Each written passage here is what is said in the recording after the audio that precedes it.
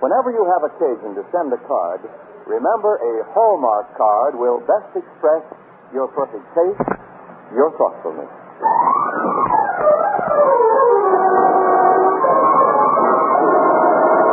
The Hallmark Charlotte Greenwood Show. And here she is, that lovable lady of stage, screen, and radio, Charlotte Greenwood.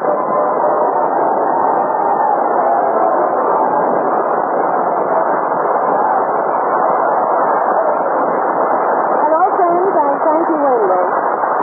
Today we tell a story of three children who think they are too grown up to enjoy Halloween. Well, I see you're all set for Halloween. Oh, I got everything I can think of for the party. Favors, games, and decorations. Hey, you certainly look beautiful. Oh?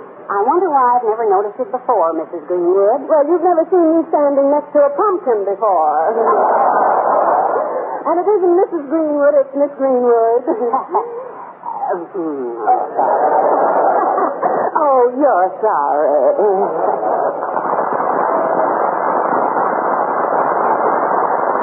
Yes, ladies and gentlemen, Charlotte Greenwood is brought to you this Sunday and every Sunday at this time by the makers of Hallmark greeting cards to remind you that whenever you want to remember someone, you'll find a Hallmark card that says just what you want to say the way you want to say it.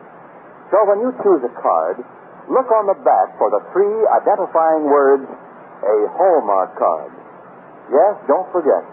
A Hallmark card will best express your perfect taste, your thoughtfulness.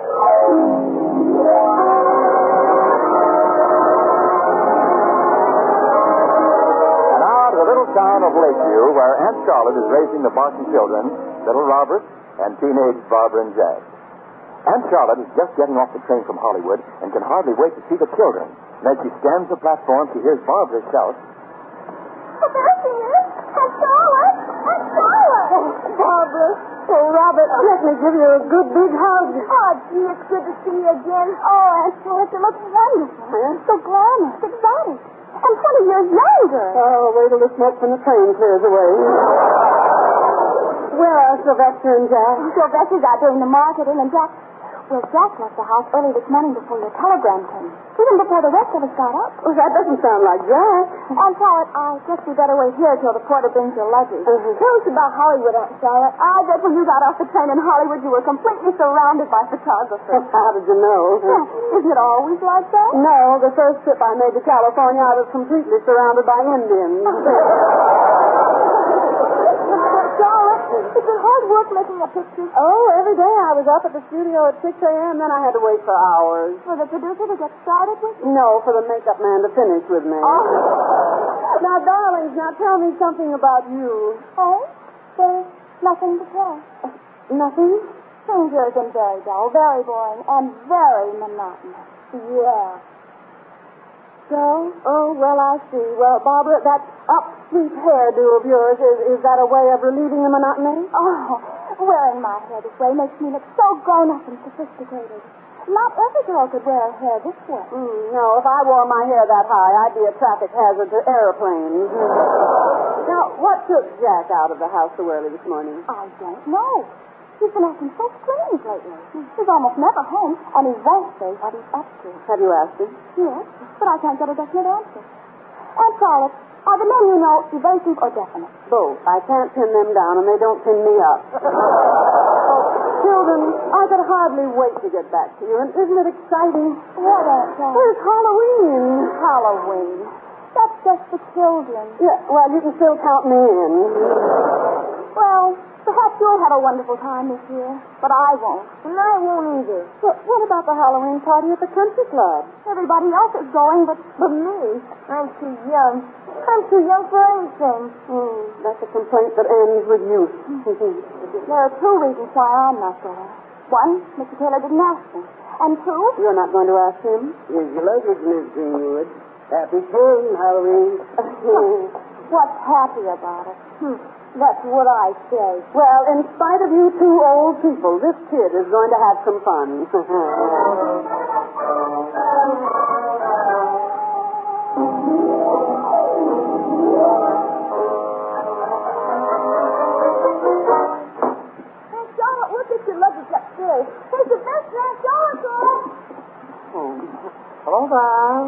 Greenwood. Welcome home. Oh, hello there, Sylvester. Oh, it's good to see you, Sylvester. Is Jack home yet? Jack? No. What is all this mystery? Dunno, Miss Greenwood, dunno. Well, have you done anything about it? Yeah. I've been wondering. That's nice. You remember that girl Jack sort of took up with just before you left? Oh, you mean that southern girl with the jewels and the poor little me? Yeah, that's the one. Yeah, Jack's been acting pretty serious. Oh, well, Sylvester, when a boy's 17, it's never anyone interest for very long.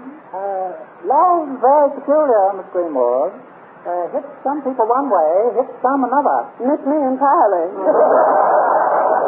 Well, now, you see, with Jack, it's different again, Miss Greenwood. All he does is eat. Eat? Yeah, he's always munching on something. For dinner tonight, he wants a rare hamburger with an egg on top, mashed potatoes, macaroni, chocolate pudding, lemon meringue pie, French pastry, and a big bowl of ice cream. What, does he eat the bowl, too? But Sylvester, that doesn't sound like love. That sounds like a growing boy. But why does he leave so early in the morning? I don't know. Well, where does he go? I don't know. Well, why is he making the whole thing a big mystery? Yes, he is. I know that much. Oh, fine. Well, I'd better get back to the kitchen in case Jack's especially hungry tonight. Oh, Charlotte, I unpacked the things. Oh, thank you, Barbara. Oh, it is grand to be home again. Here? Oh, I should think it would be a lot more fun to be in Hollywood.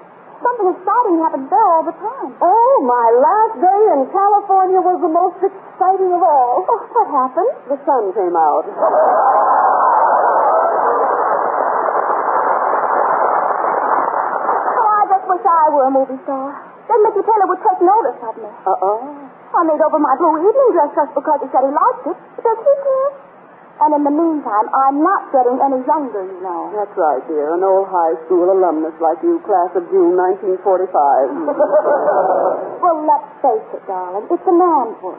It was that way when I was a youngster, and I dare say that's the way it will always be. Now, Barbara, Mickey's head may be temporarily turned by some young flirt, but he'll wake up. He'll realize he needs a woman like you who's been through life and seen things. Someone he can turn to for advice, a woman of maturity and judgment. Well, wouldn't you think you'd know that by now? Well, And invite me to the Halloween dance? well, he could go with someone else. No. As long as Mickey hasn't asked me, I won't go at all. I'll just smile and hold my head up and pretend I don't care. Now, Barbara, darling, sometimes out of pride, people shut doors that are open to them without knowing what's on the other side of that door. They say, I'll have this or I'll have nothing. And by that, they limit the happiness that would otherwise come to them. Oh, Aunt Charlotte, if only Mickey weren't so wonderful. Every time I look at him, I simply melt. I'd love to be melted down, then rebuilt. Oh, I'll go, Aunt Charlotte. Maybe it's Mickey. Maybe he's coming to ask me to the Halloween party. Maybe after all... Oh, it's Gertrude Gleason. Hello, Barbara. Hello, Miss Greenwood. I'm so excited. I mean, I really... Someone invited me to the Halloween dance, and I mean, he's really someone. I mean, he's really good. I mean, he's a fire. I mean, he's amazing. He called me his king of hearts. Oh, Gertrude. I knew an ace once. Did he call you his king of hearts? No, he's 10 of diamonds. Ten of diamonds? What's that? Big casino. Well, Gertrude, I'm glad you're not going to miss the Halloween party. But, Barbara, I haven't a thing to wear. And you said you weren't going to the party, and you're a blue dress. Well, it looks like you'll be peachy-weechy on me. I mean, it actually would look peachy-weechy. What do you mean, peachy-weechy? That's rocky. I see. That explains it. All right. I'll let you wear my blue dress. What do I care about a silly, childish Halloween party? I'll get it for you, dear. Oh, thank you, Barbara. Oh, Miss Greenwood. Oh, Miss Greenwood. When we were in Hollywood, did you meet Van Johnson? I met him at the Brown Derby, and he asked me for a date. Yes, really? Yes, he was writing a check, and he asked me the date.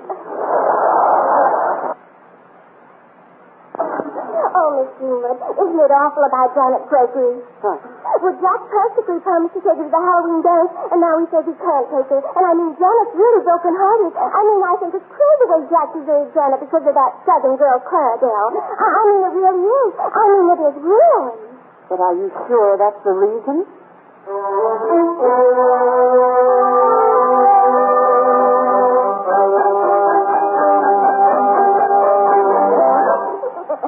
What else happened, Aunt Charlotte? Well, Robert, then we all went down to the swimming pool, and first I sat and dangled my toes at the shallow end, and then I went in wading. You swam at the deep end? That's where I was wading.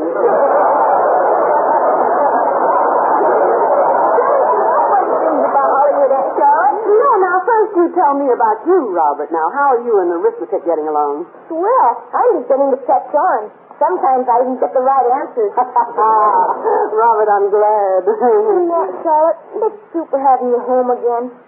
Oh, that's what I've been waiting to hear you say ever since I got back. All the time I was in Hollywood, I kept thinking of my best beau. Me? Mm-hmm. And it made me warm inside to know that when I got my job done, that I was coming back as fast as I could to you and Jack and Barbara and home. Home. That's kind of a funny word, isn't it, Aunt Charlotte? A funny word, Robert? Mm-hmm. Everything was just the same here while you were gone. The same chairs and the furniture and everything. But gosh, Aunt Charlotte, they didn't seem the same because you weren't here. Well, Robert, that is the sweetest thing anyone ever said to me. But now I am home again, and it's Halloween. It's going to be Tuesday night. Halloween that seems fun. Mayor Hamilton says he won't let us take so many windows, run along the streets and dump garbage cans or anything. Well, fun is only fun when it's fun for everyone, not just you and your pals. We didn't soap windows last year, and we still managed to have a lot of fun. Don't blame Mayor Hamilton. Well, when I grow up, I'm not going to vote for Mayor Hamilton. Well, you've got quite a few years before that, Robert. Charlotte, how long have you been voting? Since they passed the woman's suffrage amendment. How old were you then? I was. You were what? I was in favor of it. Aunt Charlotte, here's Jack. Gosh, Aunt Charlotte. How's the number one down my hit parade? I'm listed on everybody else's. Oh, Jack, darling, I've been longing to see you. Why didn't you tell a fellow when you were coming? I'd have been down to the station with a brass band and a dozen roses. I telegraphed, but you left this morning before the wire came. Oh, gee, I'm sorry, but Jack, what have you been eating? What is in that paper bag? Bag? Oh, bananas. Bananas? Mm-hmm. Oh, I gotta go over to Randy's house and see if we can't think up something to do for Halloween. Gosh, there's just nothing left for kids to do. Nothing? See you later, Aunt Charlotte. Guess I better be going too, Aunt Charlotte. But, Jack, wait a minute. Now, Gertrude Gleason told me that Janet Gregory is very disappointed that you aren't taking her to the Halloween party. I can't take her, Aunt Charlotte. It's just that I feel different about things, that's all. You do, Jack? And it wouldn't be right to take her. I mean, it wouldn't be ethical. When you've given a promise to someone... What sort of a promise, Jack? Gee whiz, Aunt Charlotte, weren't you young once? Yes, but once wasn't enough. How about that promise you made? Well, I'll get it, Miss Greenwood. Oh, I'm going anyway. I'll get it, Sylvester. Excuse me, Aunt Charlotte. So long. Sylvester, how long has this mystery business been going on? Dunno, Miss Greenwood. Dunno. Only began to notice a short time ago. Well, Matilda Hamilton said a mother couldn't stay away from her children too long. Don't know what to do, Miss Greenwood. Don't know. Well, I know. As soon as Jack gets off that phone, I'm going to keep those wires hot myself. And Sylvester, we're going to have fun this Halloween if I have to ride a broomstick over the moon.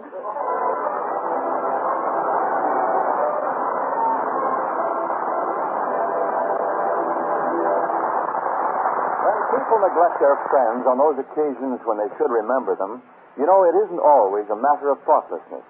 For often people are shy about expressing themselves. Somehow they can't seem to find a word to interpret what's in their heart.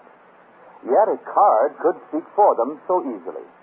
And at your Hallmark dealers, there's always a card that says just what you want to say, just the way you want to say it. Is there someone you know who is ill, perhaps facing many months in the hospital? Among your dealer's fine selection of Hallmark cheer cards, you'll find a card to convey your own comforting get-well message, or choose a gay, humorous cheer card. A Hallmark wedding card can help you in wishing happiness to the bride. your beautiful Hallmark card will bring your congratulations in perfect taste. And so it is with the best wishes you want to send on your friend's anniversary or when a certain bundle from heaven arrives. Yes, whatever the occasion, you'll find an appropriate Hallmark card. Make your selection this week. Hallmark cards are on display at America's finest stores. Remember, a Hallmark card will best express your perfect taste, your thoughtfulness. And now back to the Hallmark Charlotte Greenwood show. Aunt Charlotte has hurried home from Hollywood only to find all three children behaving strangely and not looking forward to a happy Halloween. It's late afternoon. Aunt Charlotte has just completed the last of a long series of telephone calls as Sylvester answered. Miss Greenwood, is Mrs. Hamilton to see you? Oh, hello, Charlotte. Oh, my, I'm glad you phoned me. It's so good to have you home again. Hello, Matilda. Well, I'm glad to see you. You know, I've got 1,000 things to ask you. Now, first, let me look at you, Charlotte. My goodness, every time you go away, you come back a new woman. Not you, just recap. Matilda, I want to talk to you about the children, about what's happened, and then about Halloween. Well, now, before we go into all that, tell me something about Hollywood. My, we've envied you the excitement. Those super colossal premieres they have out there. Thousands of fans lining the streets. The first one I went to, a little boy rushed up to me to get your autograph? No, he wanted to sit on my shoulder and watch. But tell me now about this Halloween business. Well, the mayor is certainly trying to keep things under control. But some of the boys are already building bonfires, moving gates, and kicking coops. Well, I know. Robert is unhappy, Barbara is confused, and Jack has turned himself into a walking mystery. Gotcha, Charlotte. Hello, Mrs. Hamilton. Well, hello, Robert. What's the matter with kids anyway? Can't get a fella to leave the house. Not much of a Halloween. The mayor says they can't have any fun. The fellows are scared. Well, the mayor didn't say we couldn't have any fun, Robert, did he, Matilda? Well, of course not, Charlotte. He just wants them to be sensible. Well, he won't let us have the kind of fun we want to. Well, what's this about somebody being scared, Robert? Oh, Randy's scared. He says there's a lot of goblins and witches flying around his window. He won't come out. I guess they could scare a fella if he was afraid. Yes, Robert, fear of the unknown. Why, that's why our yesterdays never frighten us, but our tomorrows just scare us to death. I'm just scared because I'm scared there isn't going to be any Halloween to scare a guy. Charlotte, that's a lot of fear without any fright. I know, and a lot of goblins without any Halloween. Well, if you'll excuse us, Matilda, Robert and I will get busy and scare up a few goblins. Yeah, Charlotte. Are we going to have goblins here in the house? Yes, and go and get the bait out of the car, son. There's corn stalks and pumpkins and costumes and a bushel of red apples. I'll help. See, I have a few minutes, Charlotte. Can I do anything? Well, tell Sylvester to drag that wash tub in here and fill it up with water. Oh, boy. I bet you were going to bump for apples. Well, Charlotte, I'll also dip some apples and put them on sticks. That is, if I can find anything that looks like a stick. Don't look at me when you say that.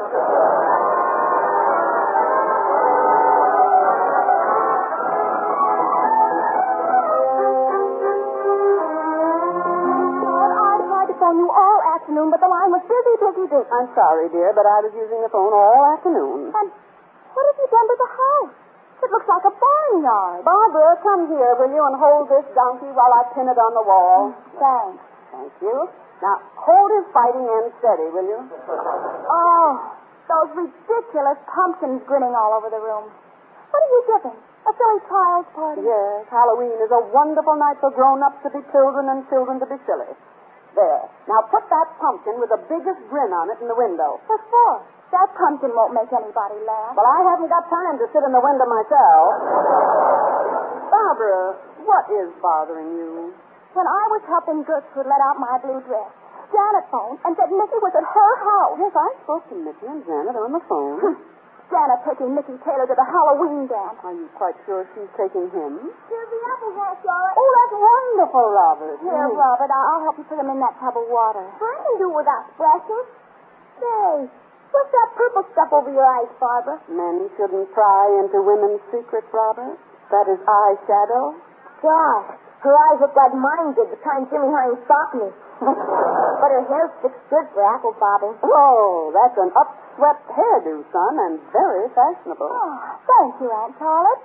Antoine says all the older young men like this sophisticated style. Is Mickey one of the older young men, Barbara? Hi, everybody. What's going on here? Well, here's just the Banana King. They can't a guy eat what he likes. Well, I hope you like pumpkin pie because we're going to have a lot of it. What's all this mystery about anyway, Jack? Eating your head off morning, noon, and night. Barbara, Jack will tell us when he wants to. Tell it, I like a woman who lets a man keep his independence. I like a man to take away mine. Now, Robert, let's challenge Barbara and Jack. What, George? Bobbing for apples. I bet we can get bigger ones than they can. I bet you can't. But we can. I think it's silly. Well, you didn't think it was silly last year when you caught more apples than anybody else, even the fellas. Last year, I was a child. Well, if that's what makes you a child, Barbara, here goes a babe in arms. The big one is George. The big one. Hey, George. Oh, well, not a very big one. I guess you'll have to save the day, Robert. Here goes. He's got one. Oh, good work, partner. Wish it was bigger, Aunt George. Let's show him up, Barbara. I'll go first. He's got the winningest one in the show, Aunt George. He won practically. Wait a minute. Barbara, you see that whopper over there? Well, you better get it or we're sunk. Oh, she can't get that. Oh, can I? Okay, then stand back and give her plenty of room. If she gets that big one, she's a wonder. Okay, what? Let it go, Barbara. Hey, he's got in the head into the water. Oh, boy, look. Barbara's hair's coming down. Oh, so it is. She's got the big one. Oh, how did we do? We won. Oh, well, no wonder with a mermaid on your side. Oh, gee, she practically dived in. I'll get it, Aunt George. I'm not a mermaid. I'm a mess. $9.50 for that hairdo. That mascara of yours wasn't waterproof, Doc. Here's a towel. If that's Janet Gregory calling, I hope it isn't. Oh. Hello, Janet. Gee, I'm glad to see you. Hello, everybody. Hello, Jack. Oh, I'm glad you could come, Janet. Oh, I wanted to come. I didn't want to be alone. As if you ever could be. Mickey, dear. Mickey Taylor. But you're... Honey. How do you do, Mr. Taylor? And Miss Gregory. Thank you for coming, Mickey. Oh, thank you, Miss Greenwood. Hiya, Barbara. Say, what have you done to make yourself beautiful again? Beautiful? Oh, I'm a wreck and you know it. The kind of a wreck that makes every man want to be a sailor. Mickey means that your hair isn't tied up in a doorknob. Well, every girl looks prettier with her hair falling over her shoulders, doesn't she, Miss Greenwood? With me, the longer my hair is, the further it falls. And the more it covers, the better I look. Well, I don't know how to say it, Barbara, but in the last couple of weeks, you sort of... Well, you were different. Mickey's trying to tell you, Barbara, that he likes you windblown, natural, fresh, 18. You were selling out Nature's $1 million job for $3.50. Anybody want a bargain for $1.98? Charlotte, nobody's going to steal us. Sylvester has everything ready. I'll get it. Janet, light the candles on the table, and Jack, will you push back those chairs, and Barbara and Mickey bring on the refreshments. All right. Charlotte, here's Randy. His mother says thanks for looking after him. Oh, hello, Randy. You're just in time to grab a big prize out of that box. Miss Greenwood, I saw them. I saw them all around the house. Goblins and witches and everything bad. Oh, I understand, Randy. Now, do you think if I introduced you to a real nice goblin that you'd be afraid of him? There aren't any nice goblins. They're all out to steal you. They like to scare you. You come over here, dear. Now, close your eyes. Now, you let me put this costume on you. I'm not afraid of you, Miss Greenwood. No, of Boy, course girls are scared of everything, aren't they? The fellas aren't afraid of anything. Well, I've met a lot of them that were afraid of an altar. Now, Randy, hold out your arms, darling, while I put this over your shoulders. That's a boy. There. Now, what do you think you look like? I don't know what I look like, but I feel like me. You don't look like you. You really feel like you, Randy? Then I want you to look at yourself in this mirror. See? I look like a goblin. Yeah. What's inside that goblin costume? Why, Miss Greenwood. Uh-huh. And that's all that's inside of any goblin. A little boy like you, Randy, because you put him there. That's all goblins are, something we think up, something we imagine. We make them good and we make them bad, because they only exist in our imagination. Most of us imagine all the things we're afraid of. All the goblins in the world aren't strong enough to stand up under one ray of light. Gangway for the east. Come on, everybody, pile in. Jack, there's a stalk of bananas for you, boys. Oh, I guess I'd better concentrate on the donuts. They're fattening. Jack, will you go upstairs and weigh yourself? Weigh myself? What for, Aunt Charlotte? I have a hunch. Run along. Okay. Oh, gee, I'm glad I didn't go to the country club, Dad. This is a lot more fun. Oh, have some more cider, Missy? Oh, I can go for another donut, too. How about you, Janet? I'll go for more of everything. Ooh. Help yourself. Yeah, I guess those scales are right, Aunt Charlotte. I weigh exactly 135 pounds. How much did you weigh before you went on this heavy diet? Good. Exactly 135 pounds. And I've been stuffing myself for 3 weeks. Jack, was that because you were afraid you couldn't make the football team? Well, I figured out if I weighed a little bit more and I was pretty husky, the coach would give me a chance. To be a shining star, a big hero? Gosh, everybody likes to be a hero. And like Barbara, like Randy, like Robert, you've been afraid. You were afraid, Jack, to let anyone know what you were doing. Because if you failed, you were afraid to let anyone know you were trying. Everybody would have helped you, but you were afraid to ask. Oh, I wasn't afraid of anything, Aunt Charlotte. Yes, you were, dear. You were afraid of the most precious thing a girl can have, your youth. You tried to be somebody else, and as a result, you weren't really anybody. And you, Robert, you were afraid that there wouldn't be any fun for Halloween. But it has been fun, Aunt Charlotte. So how's Miss Greenwood?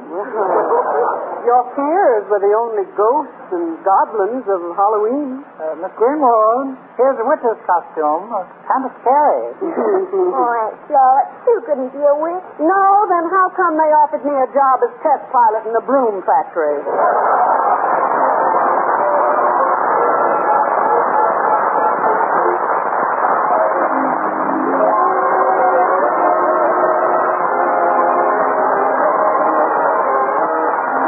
Greenwood will be back in a moment.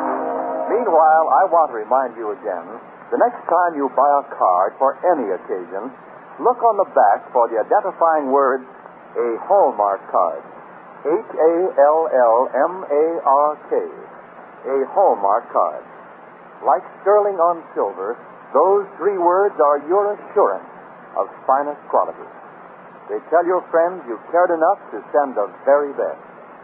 Yes, a Hallmark card will best express your perfect taste, your thoughtfulness. And now, Charlotte Greenwood. Friends, I know a busy mother with 1,000 daily cares who will say each time I meet her, "Oh, I've found some more gray hairs." It's the housework and the children that are turning my hair gray.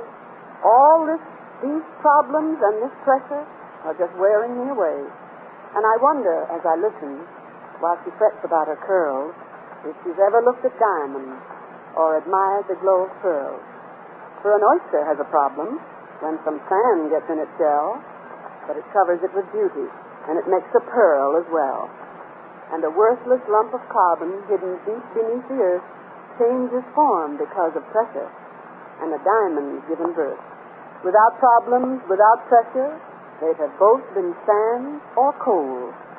Let's be thankful that our problems help to make a lovely soul.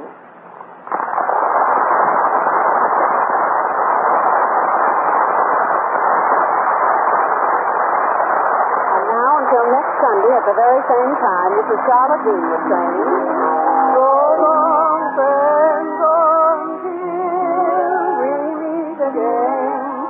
So long, neighbor, till next Sunday, I just say,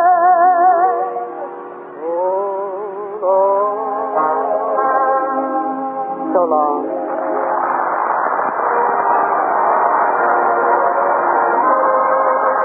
The Hallmark Charlotte Greenwood Show came to you from Hollywood. This is Wendell Niles speaking. The professors played by Ian Wolfe. The Martin children, Barbara, Robert, and Jack, were played by Bob Ryler, Bobby Larson, and Edward Ryan.